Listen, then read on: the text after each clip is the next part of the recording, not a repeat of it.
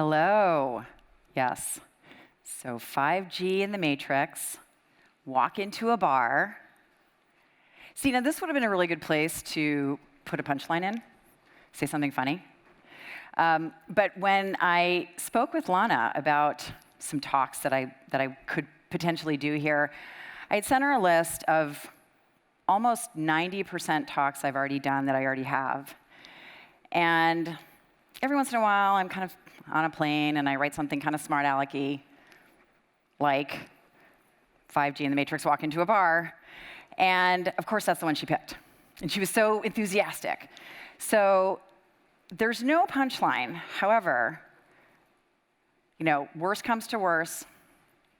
Unfortunately, no one can be told what the Matrix is. You have to see it for yourself. Go to a stylized Hollywood trailer. So the race to the Matrix really will be powered by 5G. So I thought I'd start by kind of looking at what the landscape is and what 5G is and what it's not. Right? So 5G is not sort of a follow-on evolution the same way that 2G went to 3G, 3G went to 4G. 4G, it just is not the kind of precursor to 5G. This is a completely different technology. The architecture is different. And it's rolling out quite slowly. And it's going to take a lot more work. Korea is sort of leading the charge, followed by the US and China. But we're getting there. And every once in a while, I see on my phone in the corner that I'm on 5G. But most of the phones aren't quite 5G enabled yet. But what I want to talk about today is kind of the promise of what's coming and what 5G is going to enable. And then I think it's always good to look at a little bit of data. Right? So 5G connections will surpass 1 billion by 2023. This is according to CCS Insights, right? Could be more than that. And then 2025 is the tipping point. And I love how the tipping point is always like 5 or 6 years ahead of where we are today, right? Because the great thing about predicting the future is you don't always have to be right. Right? Like no one's going to go in 2025 and go, wait, what was that thing that Intel said? Let me go back and just fact check that.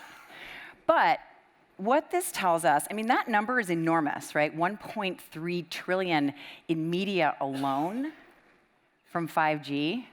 That is an enormous number, right? And $335 billion market.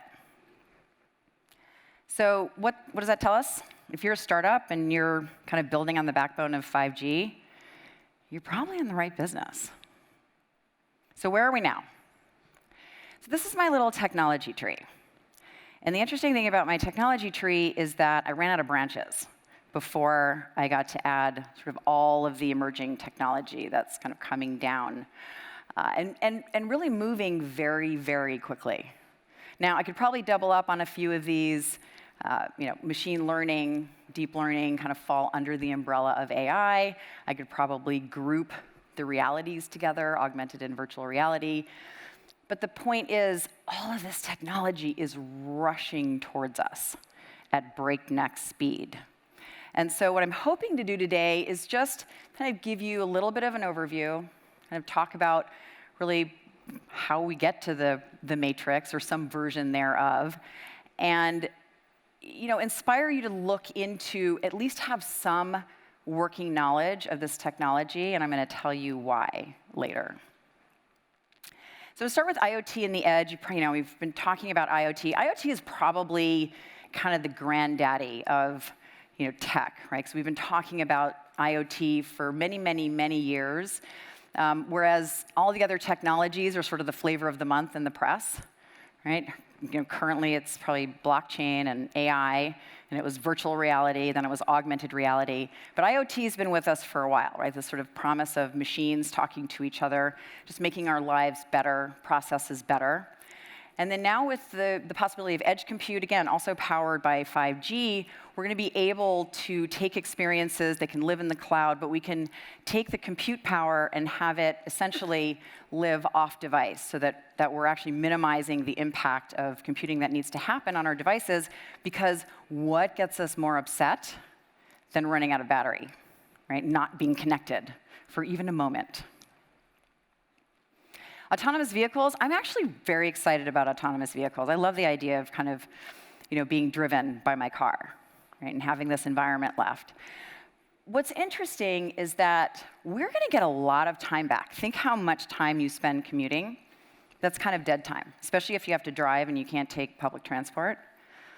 And my hope is that, unlike with other technologies where we've just filled that time with more work, that we find and use this opportunity to do other things with all of this time we're going to find back. We're going to be in this environment. We can have augmented and virtual experiences in the back of our autonomous vehicles. So let's think of ways to enrich our lives instead of just doing more and more and more work. Robotics. Everyone's very afraid of robotics, the rise of the machines.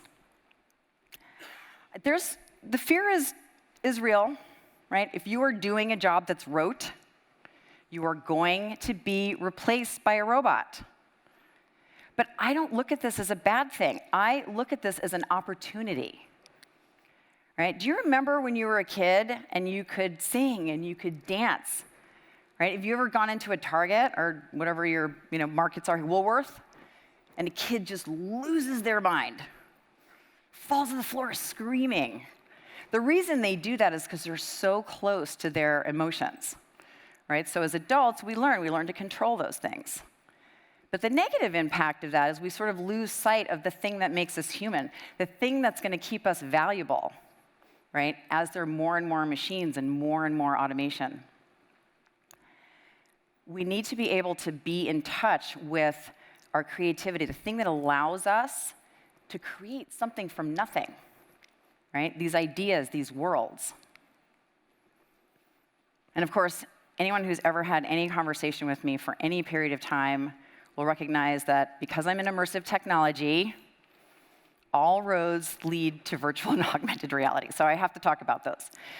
So I'm actually going to be speaking at the Darlington Library on Monday, more specifically around immersive technology, but I'll give you just a little overview today. So virtual reality, you're in the big headset, you can't see your surroundings. I look at it as a destination. Right? You're going into VR to learn something, do something, be something, experience something. Augmented reality is the next computing platform. Right? So everything that you are doing on your mobile devices today, using a wearables, right? The magic wayfarers, you'll be able to project into your field of view. So I don't know if you read recently that there was a leak from Apple, reported by Bloomberg, that Apple is going to be pushing back the release of their glasses. I was actually really hoping they were going to come out in 2020 because that would make perfect sense, right? The magic glasses in 2020 vision.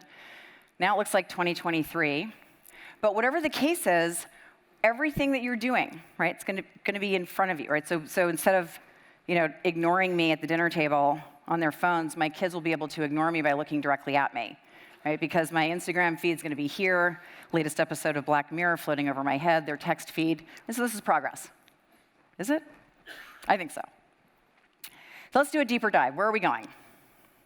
Anybody here heard of the AR cloud? One person. All right, so the AR cloud, I got to give you this image first. You're welcome for that. You're going to be thinking about that later. The AR cloud is a digital twin of the entire planet. Right? And this is all interconnected with 5G and the Matrix. Why do we need this? Right? So every building, every object, there's going to be a digital version of it in the cloud. And it is where digital experiences are going to live.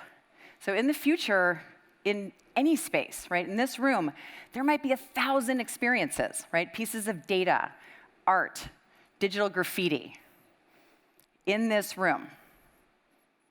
And they'll be appended to this AR cloud so that when you're on your mobile device and you want to play a game or you want a piece of information about the building, it's going to live in the AR cloud.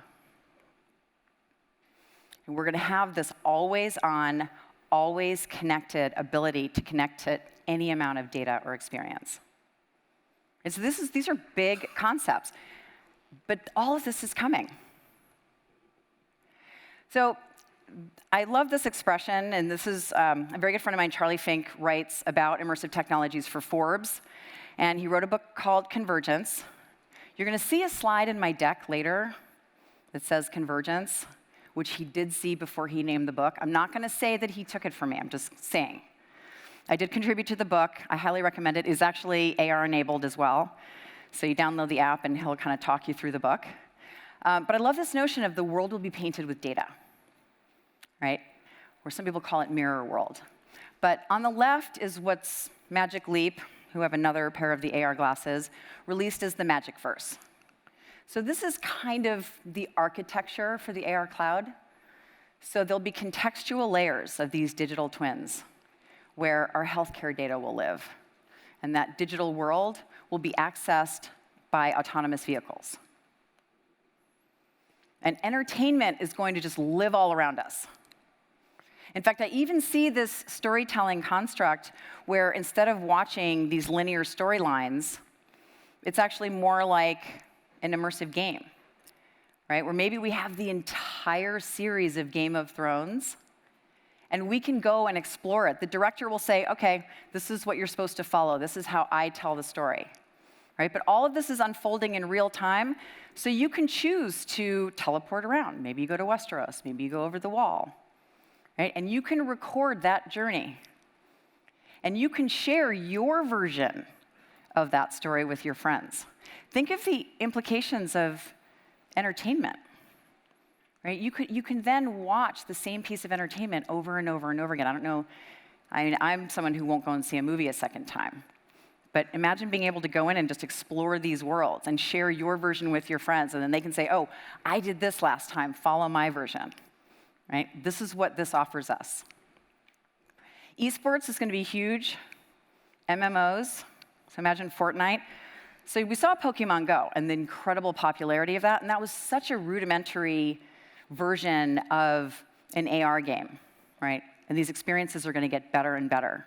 Imagine Fortnite just sort of unfolding around you live, hopefully without people running into lampposts everywhere. All right, so I want to talk about a couple of companies, very specific companies that are sort of building the architecture, right, for the AR cloud.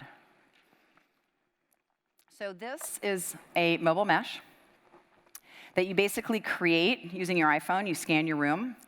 And this company is called 6D AI, and it's actually, the founder is a brilliant gentleman by the name of Matt Meisnix, who is Australian. He's from Sydney. And so what he's doing is he's enabling a developer to scan their room or scan a space, and then any digital object that goes into that space will behave the way it's supposed to. So it's going to know that this is a table, and that if one of the Pokemon Go characters runs behind the table, that you won't see it in front of the table, which kind of takes you out of the immersive experience, right? The physics will work, right? So if you drop a ball off a table, it's going to bounce instead of just having a thud. So this is element number one. Element number two, volumetric spatial control. Sounds super fancy. It's basically 3D geofencing, geofencing 3.0. Right? So you know when you walk near a Starbucks or a coffee shop that has a geofence around it, it'll notify your app. You'll get a little notification. So this is just a bigger, badder version. This is a company called GeoNet, and they have taken IPv6. I don't know if there are any network engineers in here, or this is just gets super geeky, but basically the idea is that they've taken existing kind of network protocols, they've gridded the planet down to the millimeter. And so every single millimeter has an IP address, like a URL. And to that, you can append any kind of mobile behavior, and you can control that from a back end.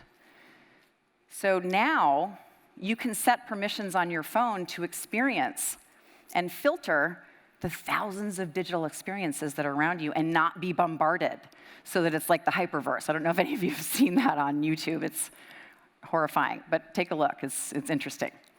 All right, company number 3. So there's a company called AI, A-E-Y-E.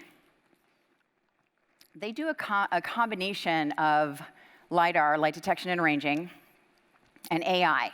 So LiDAR is used by autonomous vehicles, used for many things, but for autonomous vehicles to scan the vicinity, obviously looking for anomalies so that it doesn't cause an accident. But what they're doing is they're using AI to replicate the way the eye sees.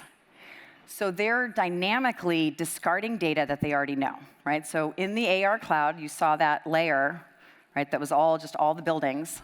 So it already knows those buildings are there. So it's dynamically throwing away that data to make it lightweight so it can very quickly assess if there's something in the way. Like, this is remarkable technology. But that data they're throwing away is valuable because even though they're static fixed objects, they're objects that are semi-fixed, like a stop sign, for example. Yesterday it was like this. Someone hits it with a car. Today it's like this. Sorry, officer, I have no idea how that happened. So we can take that data they're throwing away, we can upload it back to the AR cloud, and true up the AR cloud. Right, does this make sense? I'm getting some nods. All right, good. All right, last company. So human-centric identity. We are all very mad at Facebook and Google for having our data, right? But we gave them our data. So I know we have some startup founders here, some entrepreneurs. Whoever builds the interface for us to take our data back, that's going to be a very, very valuable company. Right? So here's how we think it's going to play out. So you're going to have your avatar, right? A digital version of yourself that's going to live on the blockchain. It's going to be your digital representative in the digital landscape. So you're going to have one side that's your public persona, all your Instagram feeds, your perfect Facebook life with all the crummy parts edited out. And then you're going to have your private persona. That's where your data is going to live, right? And you will control your data. And imagine, I had this conversation last night, we get to get rid of all the marketers and the advertising. I'm sorry, people, if you're here, but we have some other career paths for you. Because we don't want to be told what to buy and how to feel about ourselves anymore. So if we own our data, we can have a peer-to-peer economy. We can have a direct relationship with marketers. Right? We can give them permission to access our data on our terms. And then in return, not only will they deliver us relevant content that we care about, they will pay us. Guess how they will pay us? In cryptocurrency, in microtransactions. So we get to monetize our own data. Did anybody like that idea? Then we're going to move to virtual worlds. All right, these already exist, Second Life, now there's Sansar, High Fidelity. Facebook is working on sort of these social VR environments. The beauty of VR is you can be anywhere, anytime. And the beauty of AR is you can access anything, anytime. So, what's next? I'm going to give you some practical use cases. So, for training, emergency reflexive response. Has anybody here been in an emergency, like car accident, earthquake, fire, anything? Did you react the way you thought you would? The question is, you really don't know, right? So we can go into VR, we can practice things you can't replicate in real life, we can do them over and over and over again, so that when we are faced with that event, we react calmly because we've built up a muscle memory.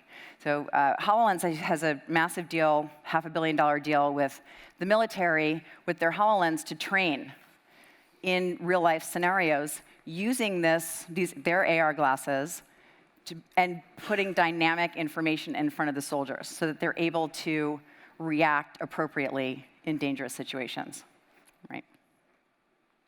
Assessment tool. So Amazon has to hire 2,500 temporary employees for every warehouse for every holiday season. And they all say, oh, I know how to do pick and pack. I know how to drive a forklift. But you can take their training, right? They have all this training for all their processes, which they've spent a lot of money on.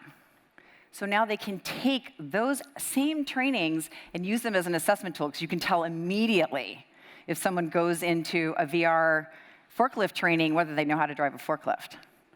So any of you who are companies who are looking at immersive technology because it's expensive, these are some ways to build economy of scale. And then for AR, remote technical assistance, right? You don't want to fly your experts around the world. So in this scenario, you can have your expert back at base camp. You have your field tech in front of a problem, wearing AR glasses with outward-facing cameras using computer vision. The expert can see in real time exactly what that technician is looking at. He can annotate it. He can put up schematics. He can walk her through that entire process. Then we can record that entire interaction. We run that through an AI layer and put it in an archive so that anytime any technician is in front of that same issue in the future, we will recognize that and we will put the recording up instead of going back to a human. So we're building in this kind of built-in efficacy loop. And real-time diagnostics, same thing. Put on a wearable, you look at a massive room full of machines, you can tell immediately how everything's running. You have an issue, can't solve, go back to the remote technical assistance. Digital healthcare, this is a huge realm. So that picture on the left is a mock-up of a digital tattoo that actually really monitors your bodily functions, right?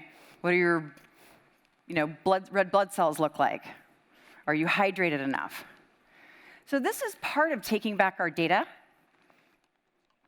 It's also part of taking responsibility for ourselves, our own wellness. We're wearing very powerful wellness mechanisms right now.